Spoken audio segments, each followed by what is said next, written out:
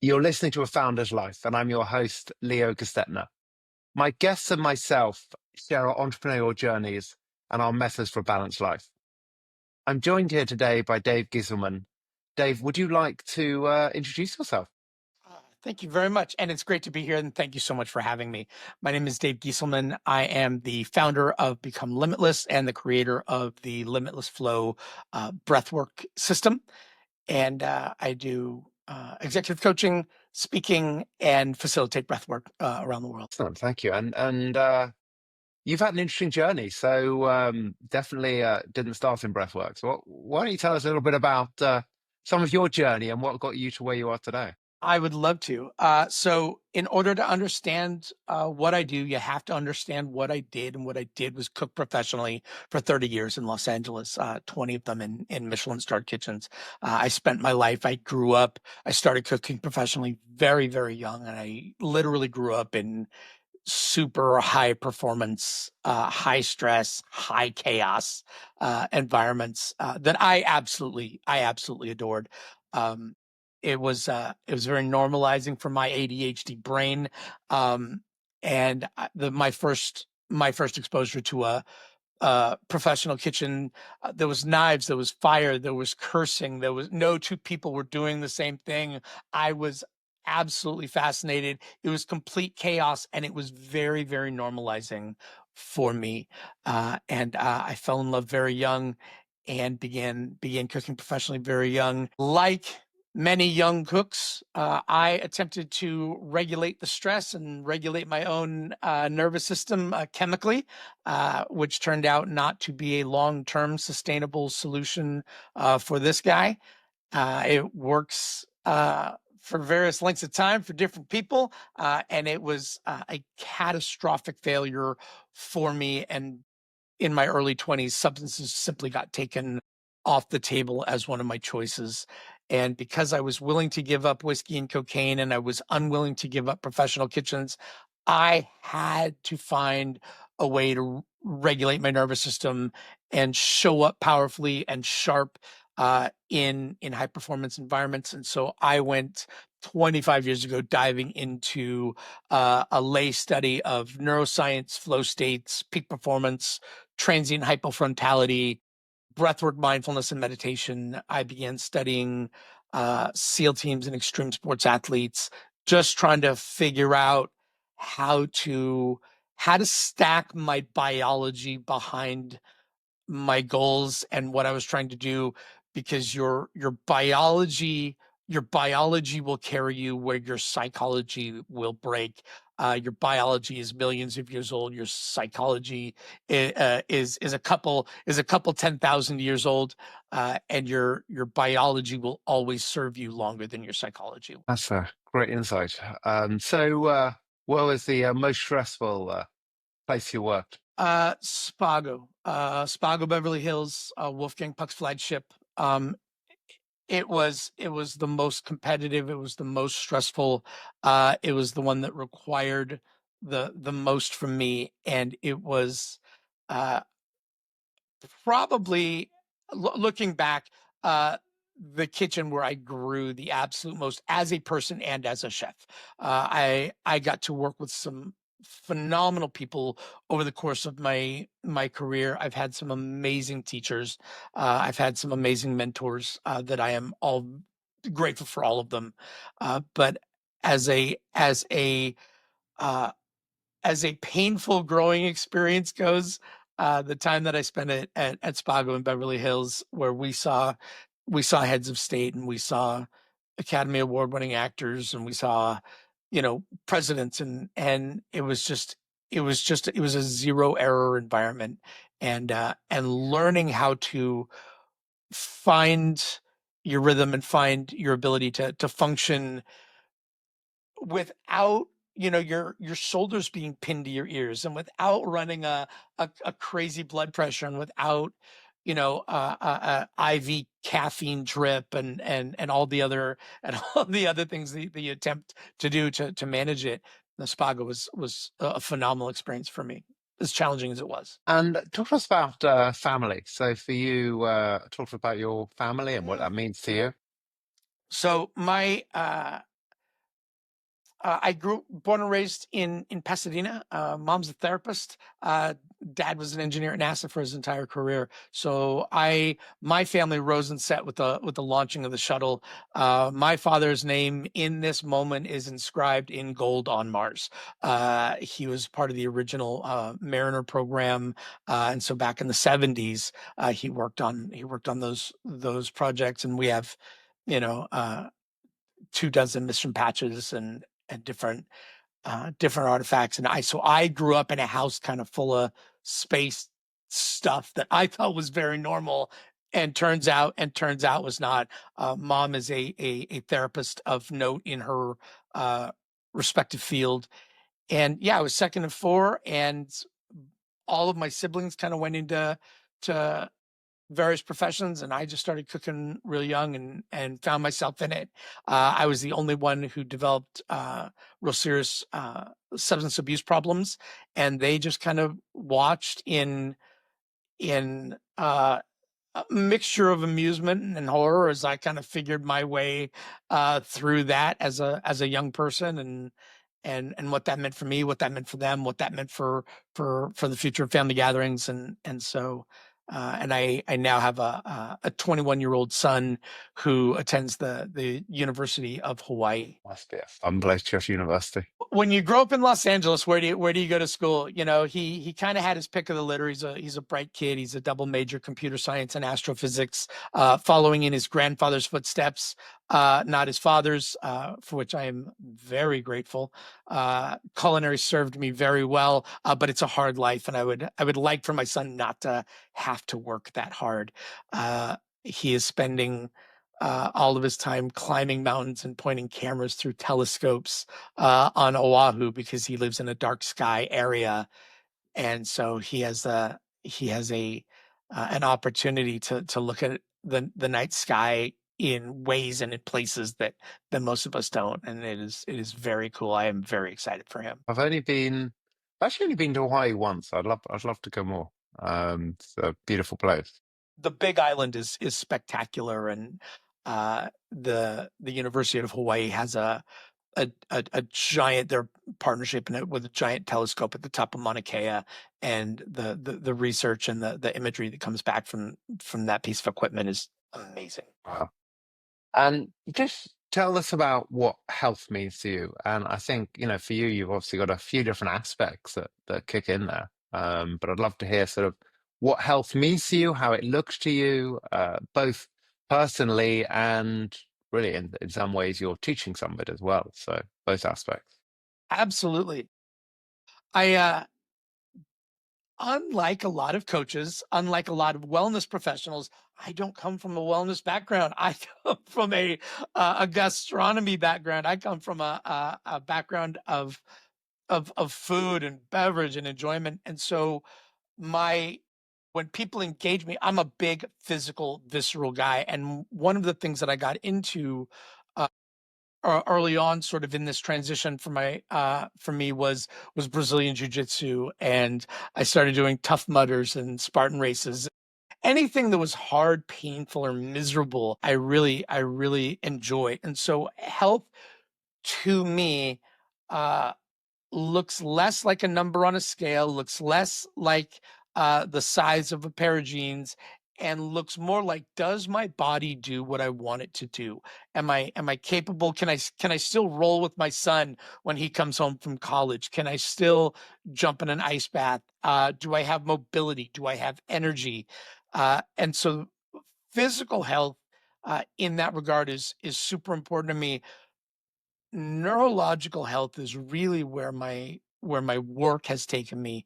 Mindset, mental health, uh, aspects of of nutrition, water, sleep, the breath, focusing on, once again, your physiology, and so I spend a lot of time talking about the health benefits, the brain benefits of sleep, of meditation, of proper breath, the benefits of spending time in flow state.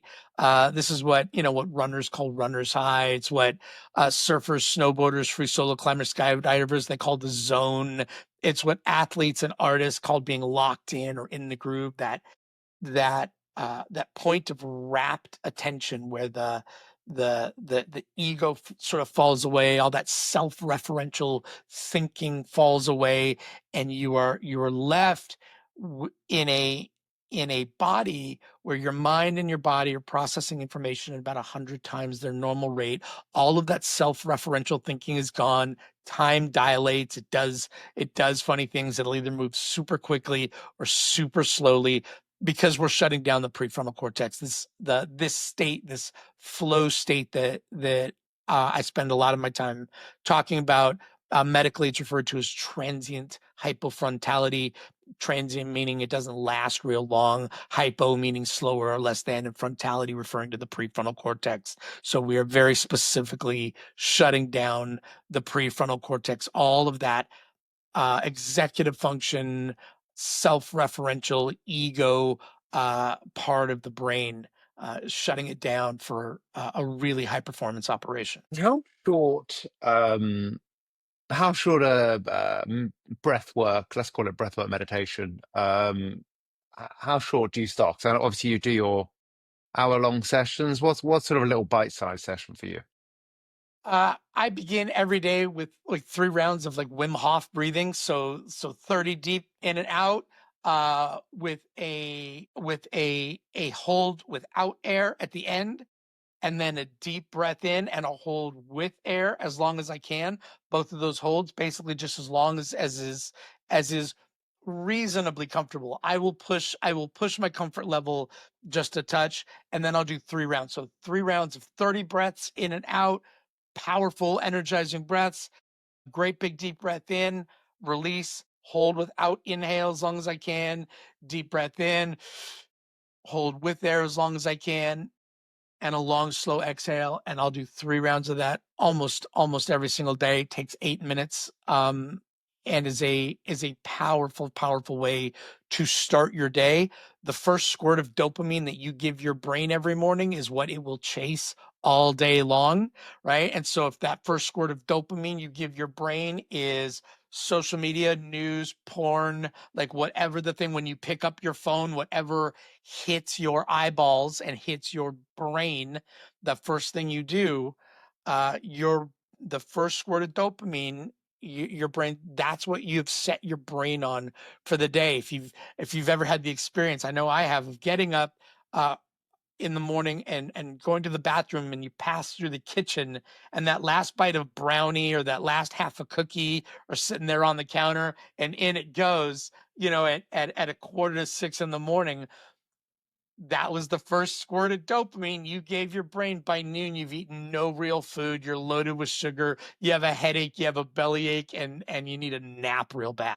So I'm really conscious about what I feed my brain as its first squirt of dopamine. Do you teach your coaching clients that start with breath work as well? Does that really lead into that side of the business? Absolutely. So the breath work is a tool, and the flow state is a tool, and meditation is a tool, and all of these things are tools. My coaching, yeah, is all around like really high performing creatives, professionals, executives, and the the three highest value, lowest cost things that you can do is 20 minutes of meditation a day, 8 to 10 minutes of breath work a day, 20 minutes of journaling a day. And if you can do those three things, they are the three highest leverage, lowest cost things that you can add to your day every day. And putting in practices like this every single day are are huge pieces. It's not in the big chunks. It really isn't. And personal development people, fitness professionals will tell you, health professionals will tell you, it is not in the big thing that you did. It's not the marathon that you ran. It's not the personal best weight that you just lifted.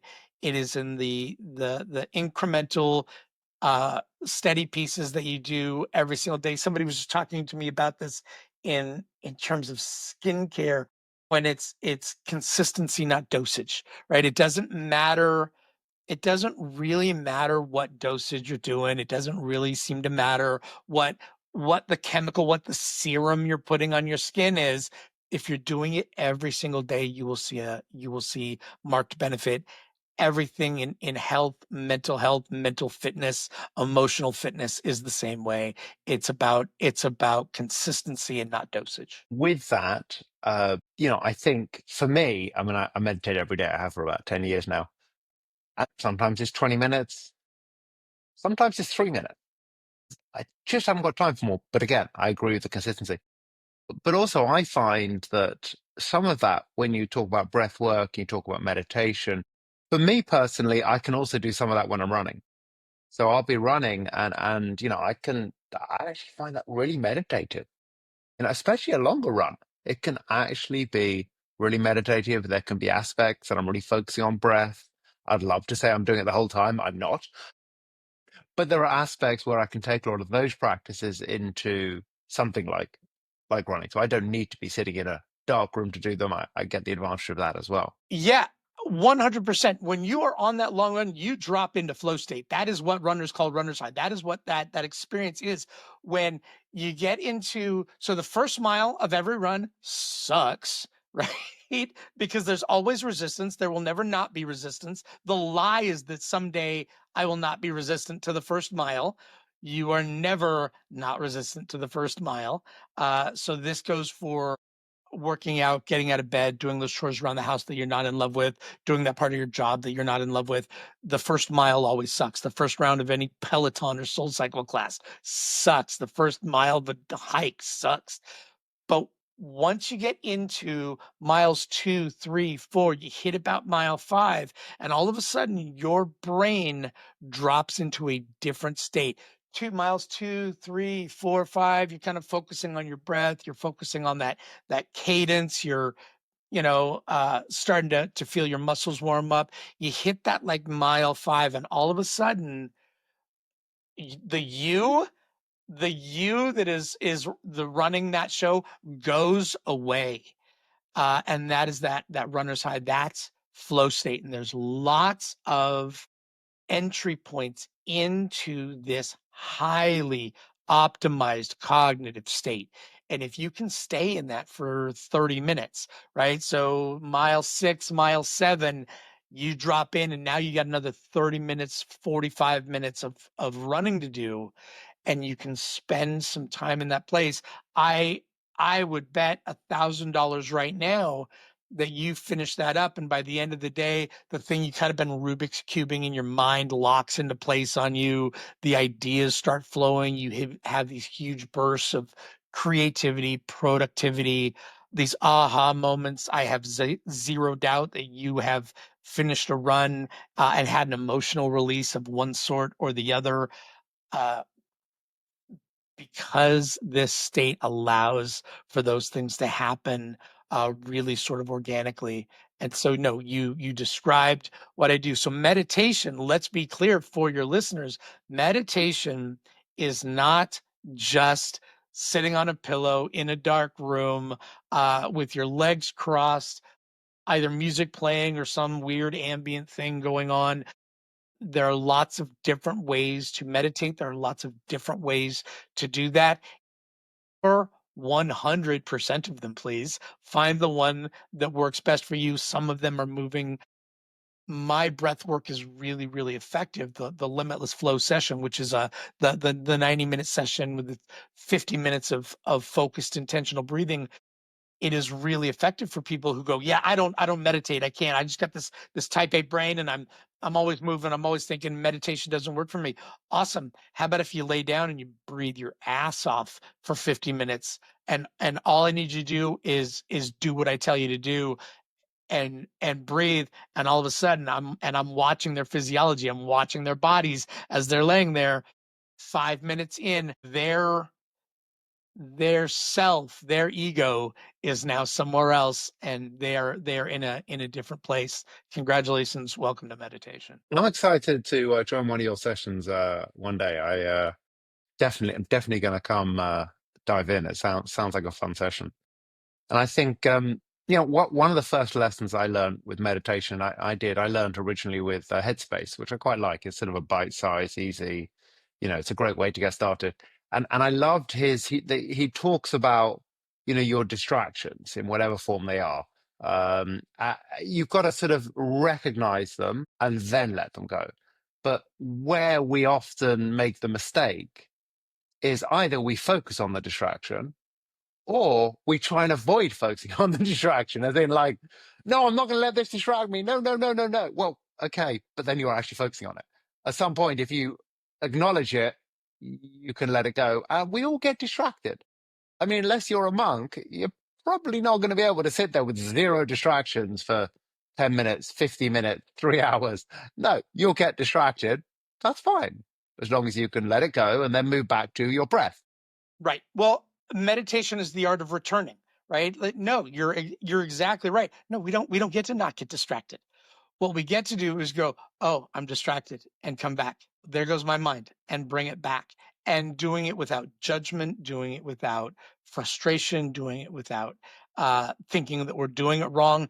The act of coming back, bringing your breath back, your focus back to the tip of your nose, to your breath, to your belly, to whatever it is that you're doing. If you're into TM, if you're into transcendental meditation, whatever the mantra that you're doing, whatever that thing that you're putting your focus on.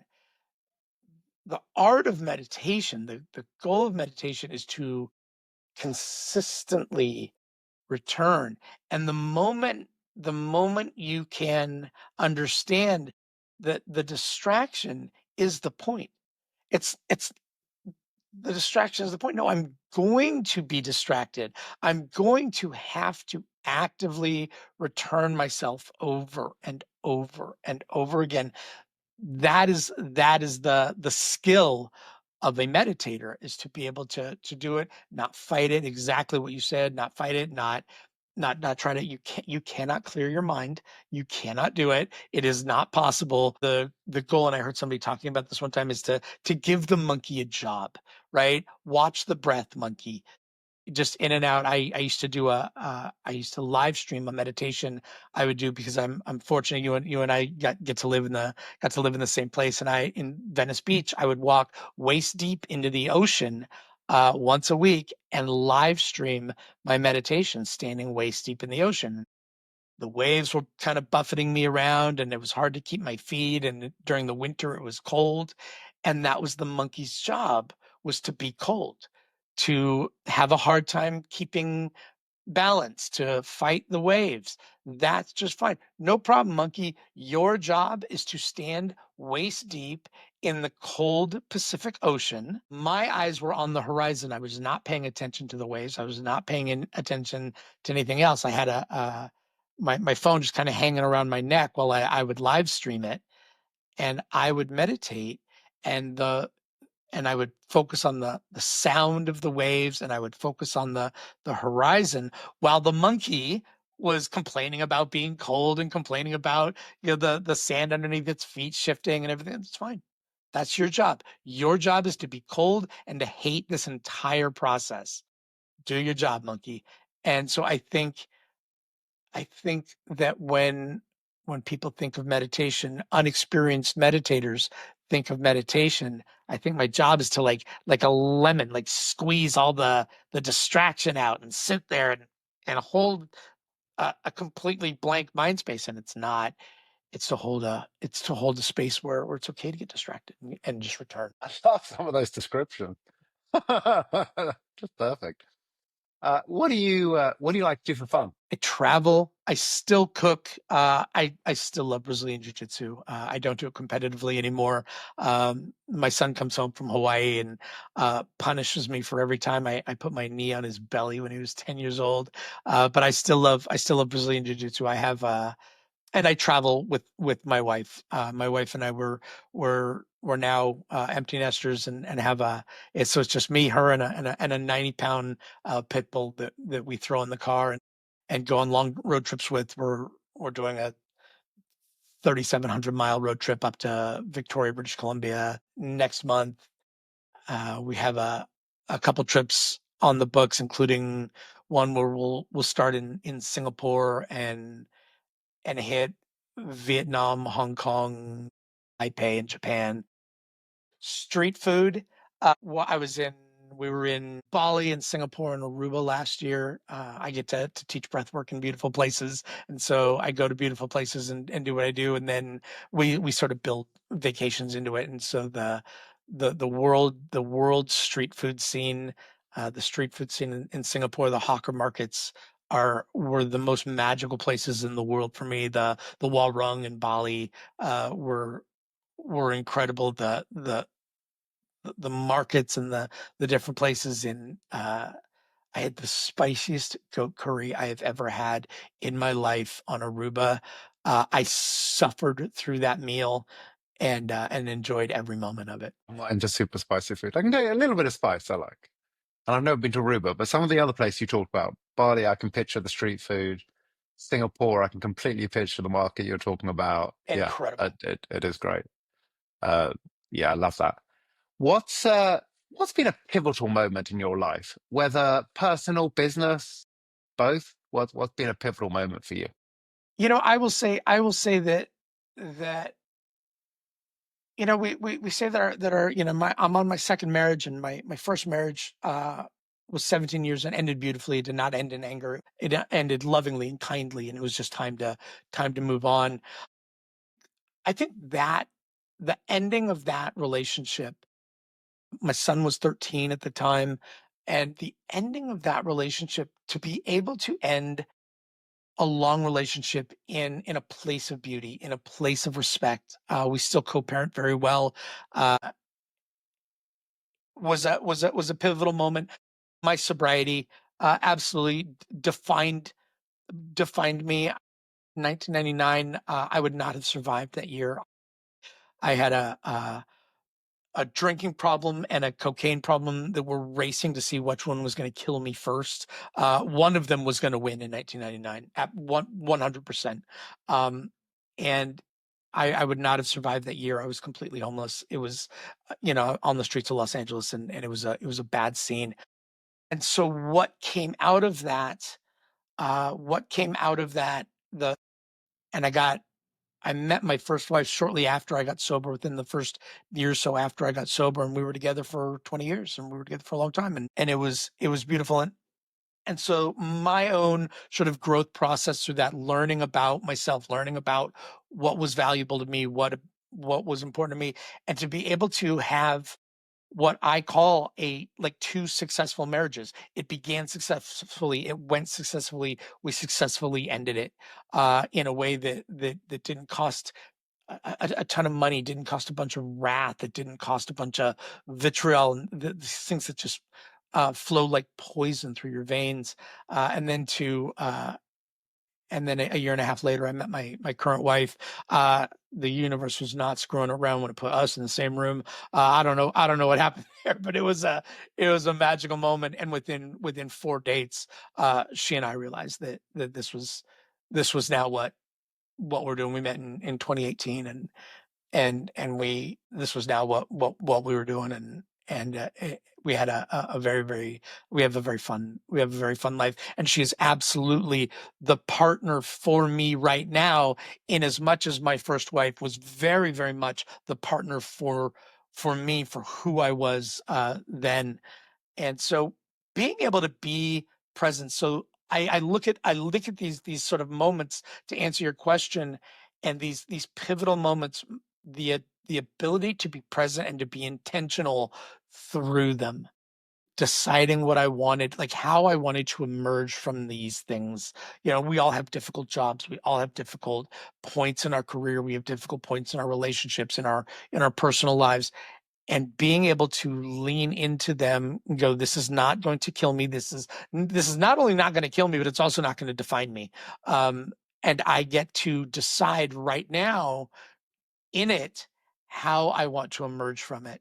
And the ability to really kind of consciously and intentionally decide how to emerge from these pivotal moments in our lives is probably what made them as valuable and as life-changing to me as they were. It resonates really well with me. It's interesting as I hear you speak, and I've got some pivotal things that have been happening, and actually this year is a year of complete change for me. So it'll be interesting.